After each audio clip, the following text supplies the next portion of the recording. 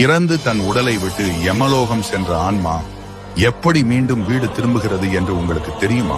கருட புராணத்தின்படி ஒருவர் இறந்த பிறகு அவரின் ஆன்மா முதலில் யமலோகம் அழைத்துச் செல்லப்படுகிறது. அங்கு சென்ற பின் 24 மணி நேரத்திற்குள் மீண்டும் அந்த ஆன்மா அது வாழ்ந்த வீட்டின் முன்பு யமதூதர்களால் விடப்படுகிறது. வீட்டின் முன்பு விடப்பட்ட ஆன்மா அங்குள்ளவர்களிடம் பேச முயல்கிறது. ஆனால் அதன் சத்தம் யாருக்கும் கேட்காது. பூமியில் தன் வாழ்க்கை முடிந்தது என்பதை உணராத அந்த ஆன்மா தன் உடல் 10 முழம் உயரத்திலிருந்து தீயில் எரியப்படுவதை கண்டு கதறி அழுகிறது. உடல் முழுவதுமாக எரிந்த பின் பிண்டத்தாலான ஒரு சரீரம் ஆன்மாவுக்கு உருவாகிறது.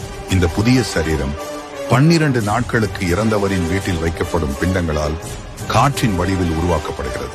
முதல் நாள் பிண்டத்திலிருந்து தலைப்பகுதியும் அடுத்த நாள் கழுத்து பகுதியும் என இறங்கு வரிசையில் படைக்கப்படுகிறது.